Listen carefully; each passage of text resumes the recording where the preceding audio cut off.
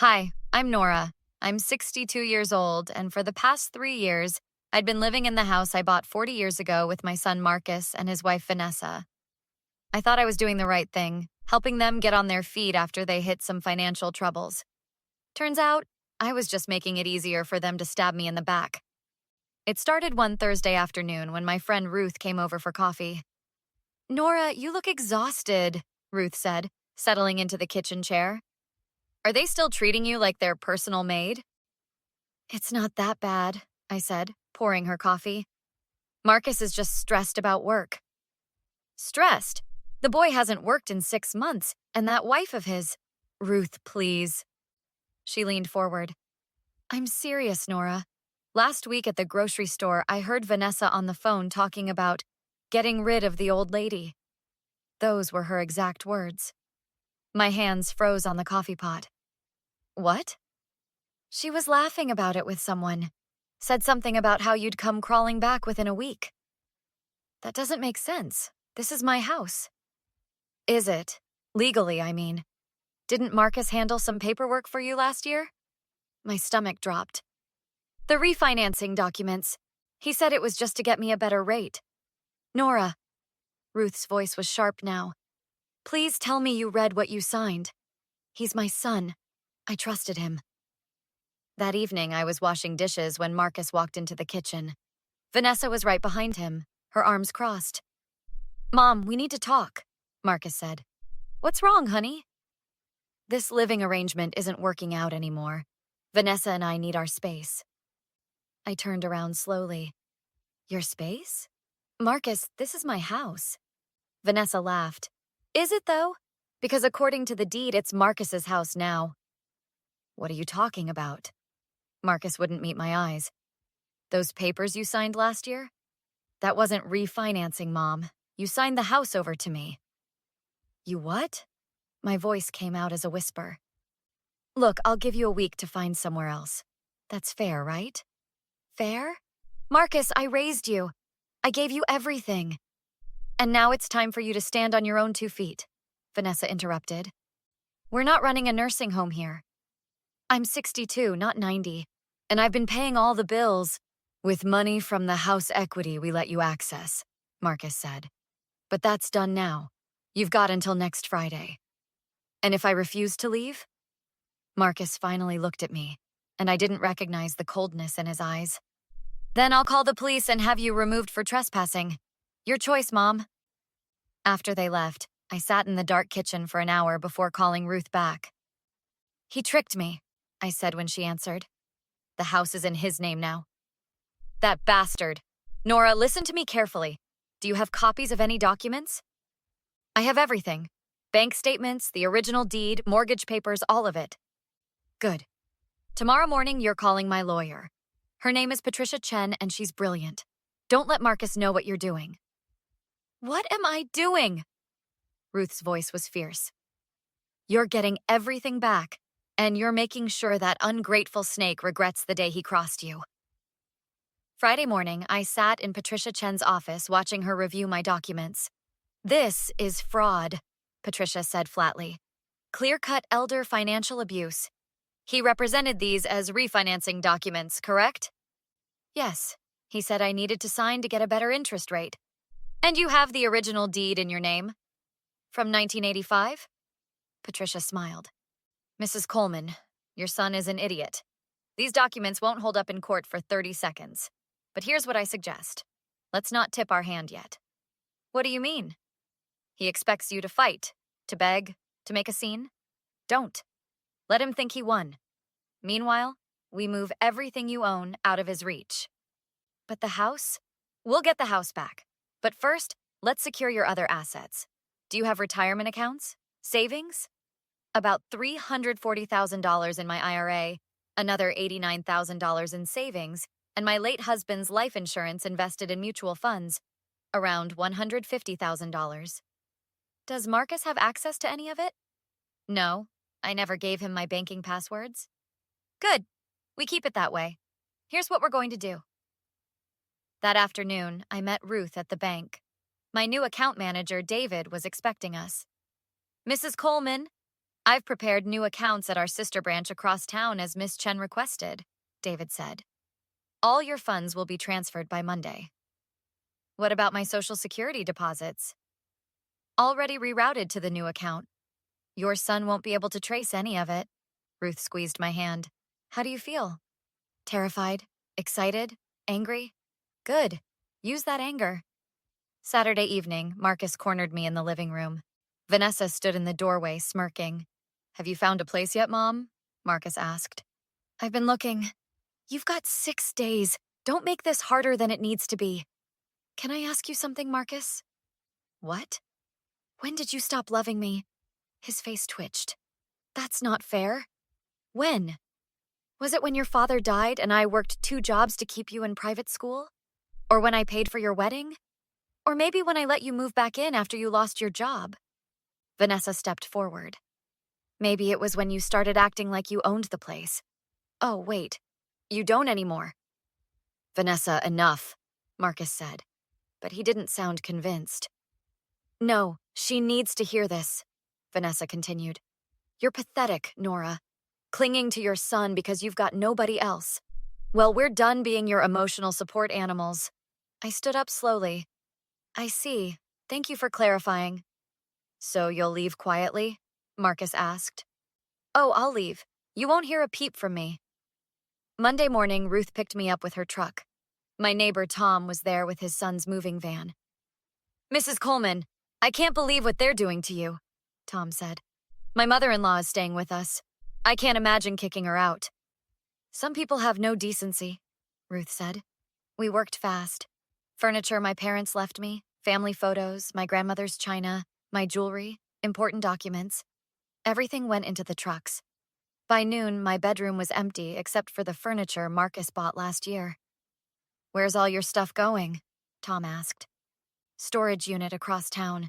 Then I'm staying with Ruth until we sort this out legally. We? Ruth grinned. She's got a shark of a lawyer. Marcus is going to wish he'd never been born. That evening, Patricia called. Nora, I've filed a motion to void the deed transfer based on fraud. We have a court date in 3 weeks. What should I do until then? Exactly what you're doing. Stay away, let him think he won, and don't respond to any contact. He's going to call. I guarantee it. When he realizes you've actually left, he's going to panic. Let him. Tuesday afternoon, my phone rang 15 times. All Marcus. I didn't answer. Wednesday, he left voicemails. Mom, where are you? We need to talk about some things. Mom, seriously, call me back. There are some documents I need from the house. Mom, this is ridiculous. I'm your son. Thursday? Vanessa called. Ruth and I listened to the voicemail on speaker. Nora, stop being dramatic. Marcus is worried sick. Just come home so we can discuss this like adults. Ruth snorted. Adults, rich. Friday, exactly 1 week after they kicked me out, Marcus showed up at Ruth's house. I watched from the window as he pounded on the door. I know she's in there, Ruth. Mom, open this door. Ruth opened it. She doesn't want to talk to you. She's my mother. This is insane. You kicked her out, Marcus. What did you think would happen? I thought she'd find an apartment nearby. Stay close. I didn't mean what? For her to actually leave? To have self-respect? Where is she? I need to talk to her. Even if I knew, why would I tell you? Because I'm her son. You stopped being her son when you committed fraud to steal her house. His face went white. What? Oh, you didn't think she'd figure it out? Those documents you had her sign? Elder financial abuse? Fraud? Coercion? Take your pick. That's not... I was protecting the asset. From what? His own mother? Get off my porch, Marcus. I need to find her. The bank called. Her accounts are empty. She's gone crazy. She moved her money where you can't steal it. Smart woman. She can't do this. She already did. And here's the best part. She's got a lawyer. A really good one. I watched the color drain from his face completely. A lawyer? Court dates in 2 weeks. Fraud, elder abuse, illegal eviction. You're going to lose everything, Marcus. The house, your credibility, maybe even face criminal charges. No, no, no. This wasn't supposed to... Mom! Mom! He tried to push past Ruth. She blocked him. Leave now or I'm calling the police. She's making a mistake. I was going to take care of her. By stealing her house and kicking her out, the house was going to go to me anyway. I was just what? Stealing your inheritance early? That's not how it works. Vanessa pulled up in their car. Marcus, get in. The lawyer just called. We're being sued. He turned back to Ruth. Tell her to call me, please. We can fix this. There's nothing to fix. You broke it. You can't put it back together. Saturday, Patricia called with an update. Marcus hired a lawyer. Very expensive one, which is interesting since you told me he's unemployed. Vanessa's parents have money. Well, they're going to spend a lot of it. His lawyer requested a meeting. Do I have to go? No, but I think you should. Let him see what he's done to you. Let him beg. I don't want to hear his excuses. You don't have to. Just sit there and let me do the talking. Show him you're not crawling back. Monday, I walked into that conference room like I owned it. Because I did. I owned my dignity, my self-respect, and soon, I'd own my house again. Marcus looked terrible, unshaven, exhausted, desperate. Mom, thank God. Listen, this is all a misunderstanding. Mrs. Coleman won't be speaking with you directly, Patricia said. Address all comments to me. But she's my mother. She's my client. Vanessa was crying. Nora, please. We didn't mean for it to go this way. I looked at her without expression. Marcus's lawyer, a tired-looking man named Peterson, cleared his throat. Miss Chen, my clients are willing to negotiate. There's nothing to negotiate, Patricia said. Your clients committed fraud. The deed transfer is void. Mrs. Coleman wants her house back in compensation for emotional distress. We're prepared to offer the house back and apologize. Plus $50,000 in damages, Patricia continued, and a restraining order. That's excessive. Is it? They defrauded an elderly woman, illegally evicted her, and caused severe emotional trauma. We could pursue criminal charges. Marcus grabbed my hand across the table. Mom, please. I'm sorry, I was stupid. I was scared about money, and Vanessa said... I pulled my hand away. Don't blame me, Vanessa snapped. You're the one who said your mother was a pushover. Shut up, Vanessa. No, I'm not going to prison because you screwed up. Prison? Marcus's voice cracked. Patricia smiled. Elder financial abuse is a felony in this state, Marcus. 3 to 7 years. He started crying. Mom, please. I'll do anything. Just talk to me. Tell them you forgive me. I stood up. Miss Chen, are we done here? Yes, Mrs. Coleman. We'll see them in court. As I walked out, Marcus shouted, You can't do this to your own son. I turned back. You did this to yourself. The court hearing was brief. Marcus's lawyer tried to argue that I'd willingly signed over the house, but Patricia destroyed that argument in minutes. Your Honor, the defendant specifically told his mother these were refinancing documents. We have testimony from Mrs. Coleman's friend who heard the defendant's wife discussing their plan to get rid of the old lady.